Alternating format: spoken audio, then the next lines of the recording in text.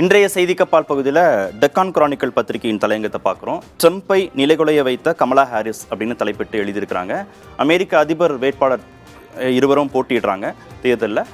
அதை ஒட்டி அவங்க இருவரும் நேருக்கு நேர் கலந்து கொண்ட அந்த விவாத நிகழ்ச்சி நடந்தது. அதை ஒட்டி தான் அந்த தலையங்கம் எழுதப்பட்டிருக்கு. விவாதத்தில் ட்ரம்ப்புக்கு நெருக்கடி கொடுத்த கமலா ஹாரிஸ் அப்படின்னு தலையங்கத்தில் சுட்டி காட்டியிருக்காங்க. ட்ரம்ப் மீதான வழக்குகளை கையில் எடுத்து கமலா ஹாரிஸ் பேசினாங்க. ரொம்ப குறிப்பாக அவர் மீதான கிரிமினல் வழக்குகள், கோவிட் தொற்றை அவர் சரியாக கையாளலை, பொருளாதார நெருக்கடியை அவர் சரியாக கையாளலை, இந்த விமர்சனங்கள்லாம் கமலா ஹாரிஸ் ட்ரம்ப் மேலே வச்சாங்க. அதெல்லாம் தலையங்கத்தில் சுட்டி காட்டப்பட்டிருக்கு.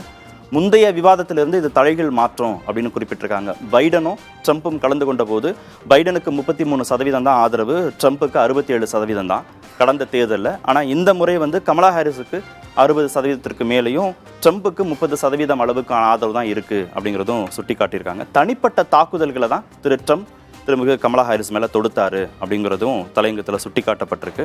அமெரிக்காவுடைய பிரபல பாப் பாடகி டைலர் ஸ்விஃப்ட் கமலா ஹாரிஸுக்கு ஆதரவு கொடுத்திருப்பது கூடுதல் பலம் அவருக்கு அப்படிங்கிறதும் சொல்லப்பட்டிருக்கு. துப்பாக்கிச் சூட்டின் போது கிடைத்த ஆதரவு கூட இப்போ ட்ரம்ப்புக்கு இல்லை, குறைஞ்சிருக்கு அப்படிங்கிறதையும் சொல்லியிருக்கிறாங்க. பைடனுடைய நிழலாக வளர்ந்த கமலா ஹாரிஸ் தற்போது ஒரு தனித்துவ லீடராக, தலைவராக உயர்ந்திருக்கிறார் இந்த விவாதத்திற்கு பிறகு அப்படிங்கிறதையும் தலையங்கத்தில் சொல்லியிருக்கிறாங்க.